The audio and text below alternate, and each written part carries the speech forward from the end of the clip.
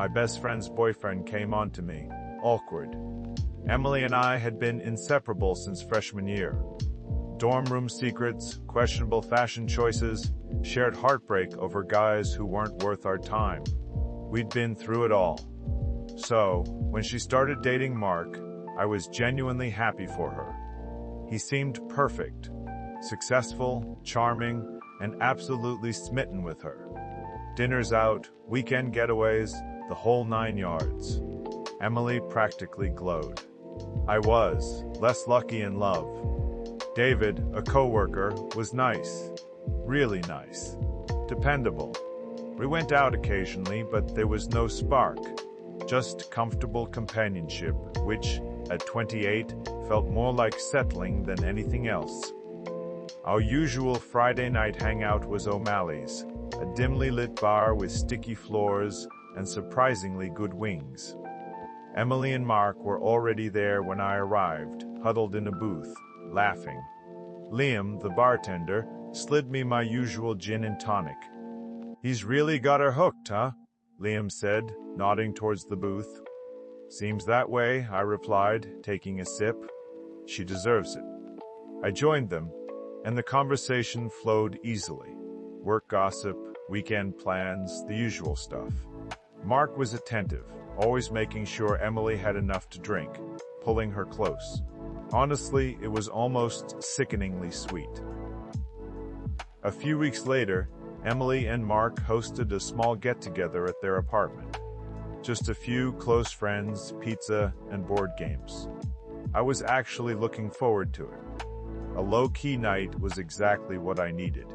Around 10 p.m., I went to the kitchen to grab another slice of pizza. Mark followed me.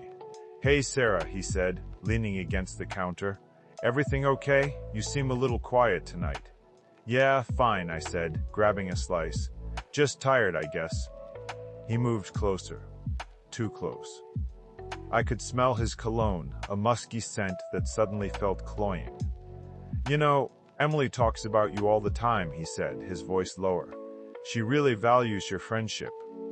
"I value hers too," I said, taking a step back. He chuckled, a sound that sent a shiver down my spine. "She's naive sometimes. Doesn't always see things for what they are." Before I could respond, he reached out and touched my arm.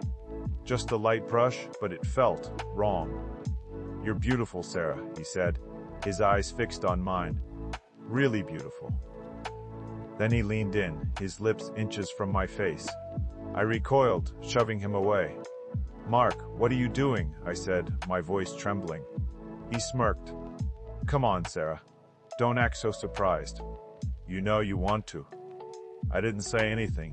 I just grabbed my purse and walked out, leaving him standing there, a smug look on his face. The drive home was a blur. I kept replaying the scene in my head, trying to make sense of it. Had I misread the situation? Was I overreacting? But deep down, I knew I wasn't. He'd come on to me. My best friend's boyfriend had come on to me. The next few days were a living hell. I couldn't sleep, I couldn't eat, and I couldn't stop thinking about what had happened. Should I tell Emily? What if she didn't believe me? What if it ruined our friendship? But the thought of keeping it a secret, of letting Mark get away with it, was even worse. Finally, I couldn't take it anymore. I called Chloe, another close friend in our circle. "I need to talk to you," I said, my voice shaking. We met at a coffee shop. I told her everything, from the awkward conversation in the kitchen to Mark's unwanted advance. Chloe listened without interrupting, her expression growing more and more serious. "You have to tell Emily," she said when I finished. "She deserves to know." "But what if she doesn't believe me?" I asked. "What if she thinks I'm making it up?" "Then she's not the friend you think she is," Chloe said, her voice firm. "But I know Emily. She's smart. She'll see the truth." Chloe was right. I knew I had to tell Emily. But the thought of it terrified me. In the days that followed, I started noticing things I'd never noticed before. Subtle put-downs disguised as jokes. a possessive edge to Mark's affection, the way he seemed to isolate Emily from her friends. Had I been blind to it all along? Mark, meanwhile, tried to smooth things over. He called me, leaving a voicemail. "Sarah, hey, it's Mark. Listen, I'm really sorry about the other night. I had too much to drink. I didn't mean anything by it. Can we just forget it ever happened? For Emily's sake?" I deleted the voicemail without responding. Emily noticed I was avoiding her. She called me, her voice laced with concern. "Sarah, what's going on? You've been acting weird lately. Did I do something?" "I've just been busy," I lied. "Too busy to talk to your best friend?" she asked, her voice cracking. I felt a pang of guilt. I hated lying to her, but I wasn't ready to tell her the truth. Not yet. Then Emily announced she was planning a surprise birthday party for Mark at their apartment. My stomach churned. I couldn't do it. I couldn't pretend everything was normal. I RSVP'd that I couldn't make it, citing a family emergency. Emily was disappointed, but she didn't push it. But then, on the day of the party, Chloe called me. "You have to go," she said. "You can't let him get away with this." I hesitated. "I don't know, Chloe. It's going to be so awkward." "It's going to be even more awkward if you're not there," she said. "Emily needs you, and you need to be there to support her." She was right. I knew she was right. So, I took a deep breath and headed to the party. The apartment was packed. People were laughing, drinking, and dancing.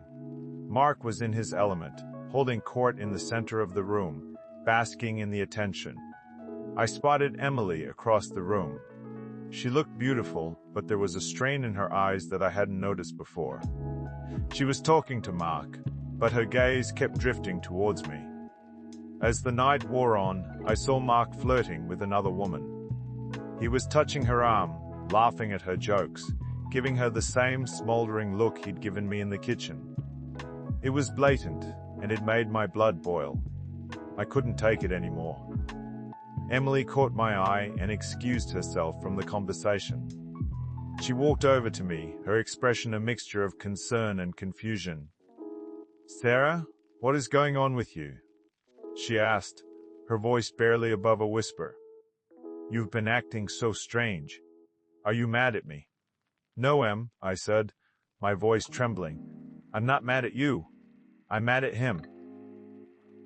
I took a deep breath and told her everything. I told her about the night in the kitchen, about Mark's unwanted advance, about his insincere apology. I told her about seeing him flirt with the other woman. Emily's face drained of color.